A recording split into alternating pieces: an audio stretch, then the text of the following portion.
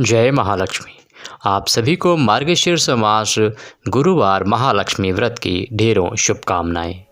आज हम सुनेंगे महालक्ष्मी व्रत कथा। मार्गशीर्ष गुरुवार को इस कथा को सुनने का बड़ा अद्भुत पुण्य है। जो कोई व्यक्ति इसे सुनता है या इस गुरुवार की पूजा व अर्चना करता है, व्रत करता है, माँ लक्ष्मी का आशीर्वाद उसे प्राप्त होता है।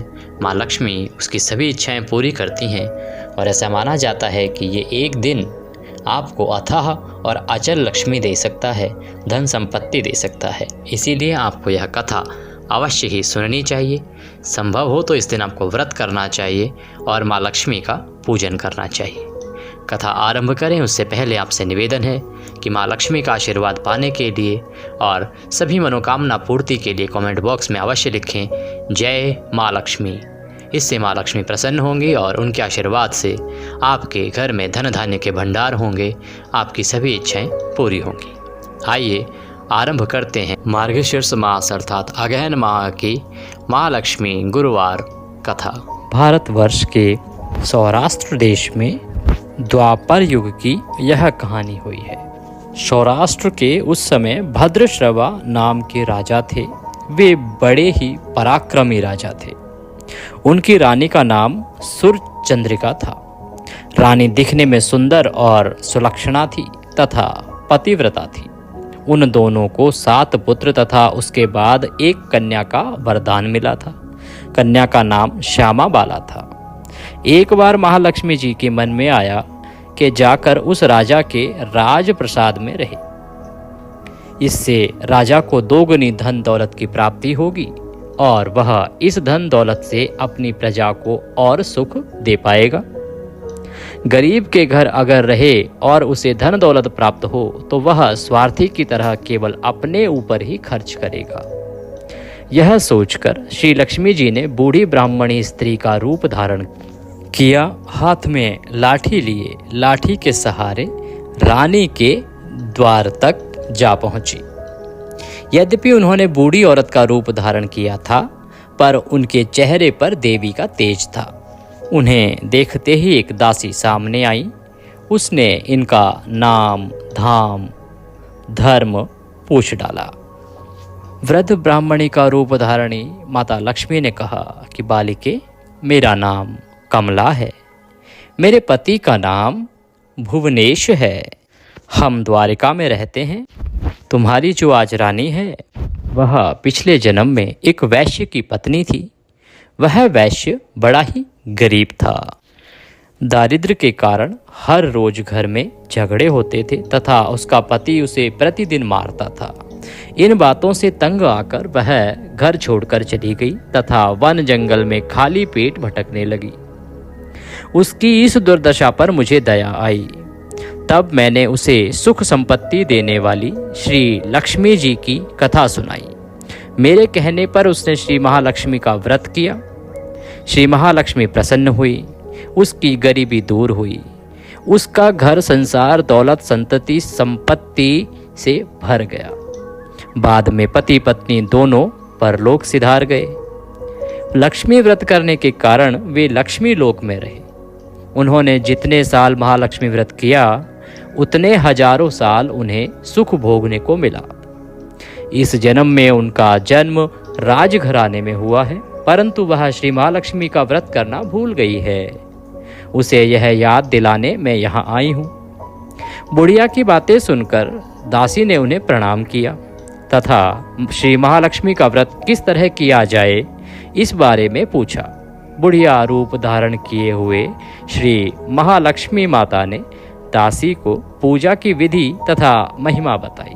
इसके बाद वह दासी माता को प्रणाम कर रानी को बताने अंदर चली गई। राज्य वैभव में रहते हुए रानी को अपने ऐश्वर्य का बहुत घमंड था।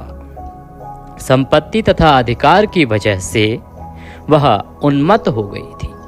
दासी द्वारा बताई गई बुढ़िया की बातें सुनकर वह आग बबूला होकर राजद्वार पर आकर बुढ़िया रूपधारी श्री महालक्ष्मी पर बरस पड़ी।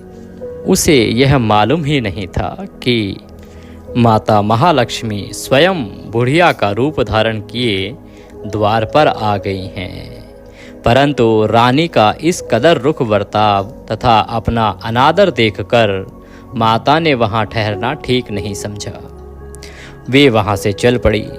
राह में उन्हें राजकुमारी श्यामवाला मिली, तो उन्होंने राजकुमारी श्यामवाला को सारी बात बताई। श्यामवाला ने अपनी ओर से श्री महालक्ष्मी माता से क्षमा मांगी। माता को उस पर दया आई। उन्होंने श्यामवाला को श्री महालक्ष्मी व्रत के बारे में बताया। उस दिन अगहन यानी मार्गशीर्ष मास का पहला गुरुवार था। श्यामवाला ने परम श्रद्धा से श्री महालक्ष्मी का व्रत रखा। फलस्वरूप राजा सिद्धेश्वर के सुपुत्र मालाधर से उसका विवाह हुआ। वह धन दौलत ऐश्वर्य वैभव से माला माल हो गई। पति के साथ ससुराल में आनंद से रहने लगी। इधर श्री महालक्ष्मी का रानी पर प्रकोप हुआ। फलस्वरूप राजा भद्रश्रवा का राज्य एवं राज कारोबार सब नष्ट हो गया। यहाँ तक कि खाने के भी लाले पड़ गए। ऐसी हालत में एक दिन रानी ने राजा से निवेदन किया कि हमारा दामाद इतना बड़ा राजा है, धनवान है, ऐश्वर्यशाली है, क्यों ना उसके पास जाएं, अपना हाल उसे बताएं, वह जरूर हमारी मदद करेगा। इस प्रकार से विचार किया। इस बात पर राजा भद्रश्रवा दामाद के पास रवाना हो गए। राज्य में पहुंचकर एक तालाब के किनारे थोड़ी देर उन्होंने विश्राम किया। फिर से तालाब से पानी लेने आते जाते दासियों ने उन्हें देखा। उन्होंने विनम्रता से उनकी पूछताछ की। जब उन्हें यह मालूम हुआ कि वे रानी श्यामवाला के पिता हैं, तो दौड़ते हुए जाकर उन्होंने रानी को सब बात बताई। रानी ने दासी के साथ राज परिधान भेजकर बड़े ठाठ से उनका स्वागत किया तथा आदर सत्कार किया, खान पान करवाया। जब वे लौटने लगे तो सोने की मोहरों से भरा घड़ा दिया। राजा भद्रश्रवा जब वापस लौटे तो उन्हें देखकर रानी सूरज चंद्रिका खुश हो गई। उन्होंने सोने की मोहरों से भरे उस घड़े को देखा। जैसे ही उन्होंने उस घड़े के मुंह को खोला, वह देखते ही चौंक पड़ी। हाय भगवान, घड़े में धन के बदले कोयले मिले। यह सब श्री महालक्ष्मी के प्रकोप से हुआ। इस प्रकार दुर्दशा में और कई दिन बीत गए। इस बार रानी स्वयं अपनी कन्या के पास गई। वह दिन अगहन माह का अंतिम गुरुवार था। श्यामवाला ने श्री महालक्ष्मी का व्रत किया, पूजन की, अपनी माता से भी व्रत करवाया। इसके बाद रानी अपने घर आई। श्री महालक्ष्मी का व्रत रखने पर उसे फिर से अपना राजपाट, धन दौलत ऐश्वर्य आदि पुनः प्राप्त हुआ और फिर से सुख शांति आनंदमय जीवन बिताने लगी। कुछ दिनों बाद राजकन्या श्यामवाला अपने पिता के घर आई। उसे अपने घर देखकर सूरज चंद्रिका को पुरानी बातें याद आ गई। यही कि श्यामवाला ने अपने पिता को घड़ा भरा कोयला दिया था और उसे तो कुछ भी नहीं दिया था। इसी कारण श्यामवाला को पिता के घर आने पर उसका कोई आदर सत्कार आतिथ्य नहीं हुआ, बल्कि अनादर हुआ। पर उसके इस बात का बिल्कुल भी बुरा नहीं माना। अपने घर लौटते समय उसने पिता के घर से थोड़ा नमक ले लिया। जब वह अपने घर पहुंची तो अपने घर पहुंचने पर उसके पति ने पूछा कि अपने घर से क्या लाई हो। इस पर उसने जवाब दिया, वहाँ का सार लाई हूँ। पति ने पूछा, इसका मतलब क्या हुआ? श्यामवाला ने कहा, थोड़ा धीरज रखें, सब मालूम हो जाएगा। उस दिन श्यामवाला ने सारा भोजन नमक डाले बिना ही बनाया और परोस दिया। पति ने खाना चखा। सारा खाना नमक बिना था, इसीलिए स्वाद न आया। फिर श्यामवाला ने थाली में नमक डाला। इससे सारा भोजन स्वादिष्ट होने लगा। तब श्यामवाला ने पति से कहा, यही है वह मायके से लाया हुआ सार। पति को उसकी बात सही लगी। फिर वह दोनों हंसी मजाक करते हुए भोजन करने लगे। कहा गया है कि इस तरह जो कोई श्रद्धा भाव से श्री महालक्ष्मी जी की पूजा करे, उसे माता महालक्ष्मी की कृपा प्राप्त होती है, सुख संपत्ति शांति प्राप्त होती है, उसकी सभी मनोकामनाएं पूर्ण होती हैं, परंतु यह सब प्राप्त होने पर माता की पूजा को भूलना नहीं चाहिए। हर गुरुवार को व्रत पाठ अवश्य करना चाहिए। इस तरह श्री महालक्ष्मी जी की महिमा भक्तों की मनोकामनाओं को पूरा करती है। दूसरा ही प्रसंग आता है कि मार्गशीर्ष मास के महालक्ष्मी व्रत कथा में एक गांव में एक गरीब ब्राह्मण रहता था। वह नियमित रूप से जगत के पालनहार विष्णु भगवान की पूजा अर्चना आराधना करता था। उसकी पूजा भक्ति से प्रसन्न होकर उसे भगवान श्री विष्णु ने दर्शन दिए और ब्राह्मण से वर मांगने के लिए कहा कि ब्राह्मण मांगो, क्या वर मांगते हो।